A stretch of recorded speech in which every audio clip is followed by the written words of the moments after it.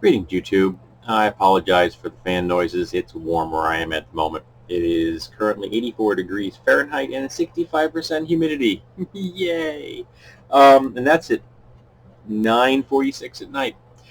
So let's talk about morale. Now, back in the primal ooze of Dungeons and Dragons, every creature you were going to encounter had a morale score. They would break and run if they failed a saving throw of a certain variety. And this is kind of a holdover from the traditions of wargaming, which inspired Gygax and Arneson in their efforts, which eventually led to the creation of Dungeons and Dragons and the Blackmore campaign.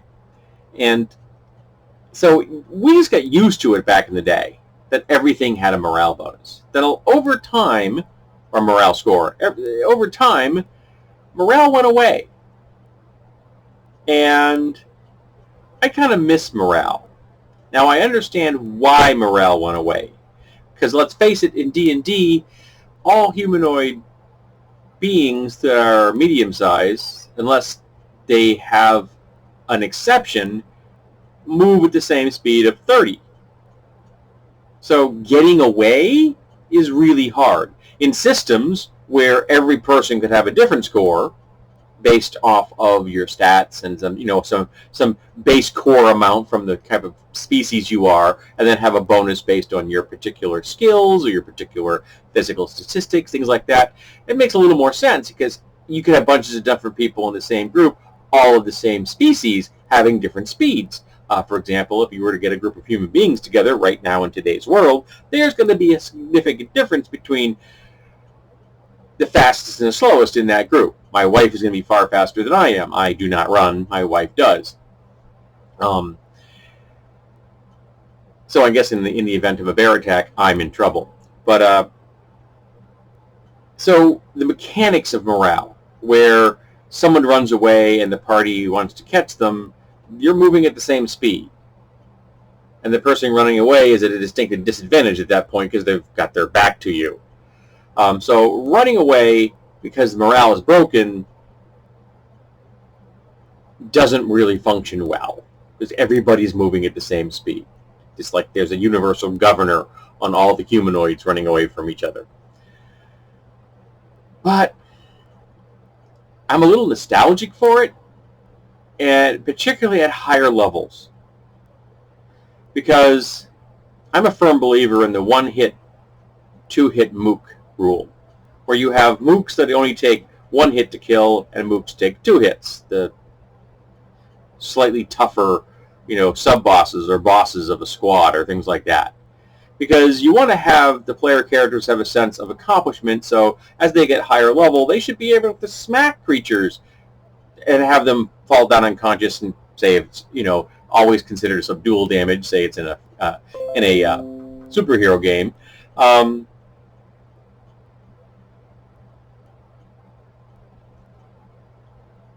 Sorry, something just popped up my screen.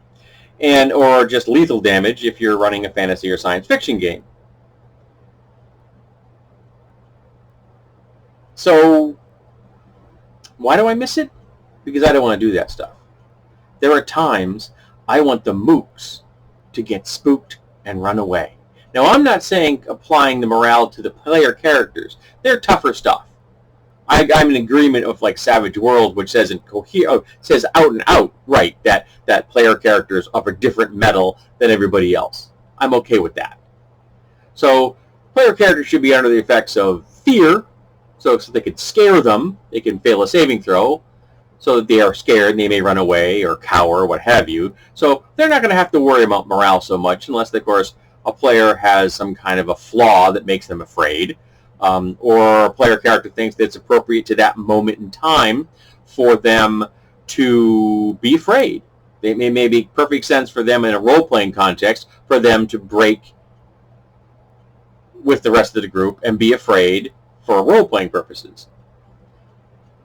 But I think it's nice if sometimes the bad guys, the low-level bad guys, just melt away. You're not going to get any experience points for them. Killing them isn't helping you. It's just a hindrance. and having them run away makes sense. Now, what do I mean by this? Well, let's take a look at treasure. Now, at one time, again, the primordial ooze of D&D, how much treasure you got impacted your experience points. We hated that rule because it led to treasure bloat. So instead of there being treasure that had real value, so you get like 40 or 50 gold pieces in the real world, that's a lot of friggin' money. If I dump 40 ounces or even 10 ounces of gold in your lap, you're going to be really happy. Now, admittedly, 10 ounces of gold in the D&D or Pathfinder has a lot less value than it does here, but you get my point. That small number of coins is going to have a major impact on your life. But when you get high level, you're going to get treasures, sometimes literally in the millions of coins worth of treasure. And they're going to be like broken up by category. So yeah, you're going to get a bunch of gold that you're going to want to keep. And the silver you may want to keep. But the coppers? You don't want the coppers. We actually invented a ritual that would just automatically dedicate the copper coins to the gods, just to make them go away. We would just conduct this ritual. It was not in the rules. That just made the coins disappear because we didn't want to keep track of them. Yes, they had value. If you pooled them all together, they may have been worth somebody's time, but not ours. By that same token, having a morale score means that the low-level mooks that you don't want to waste your time killing just go away. But it makes sense that those mooks are present. Because while a big bad is going to have lieutenants that are tough and even sergeants that are tough, a lot of the general troopers aren't going to be tough, but they should be present. You should see them. They should be present in the area.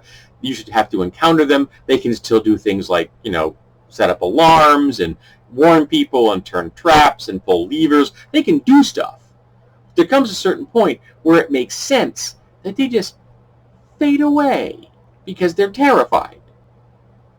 When they've watched 3 of the lieutenants and all the sergeants die, and there's just the big bad and two of the sub-bosses still there, maybe the rest of the folks run away.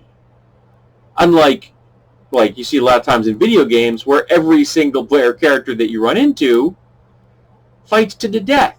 There should be morale scores in Fallout and Skyrim. There should be a point where people just run away because they're scared.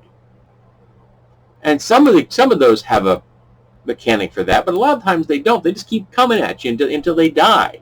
And it's tedious. So I think there's something to be said for having a morale score just to make it seem a little bit more real, because in the real world, people's morale breaks.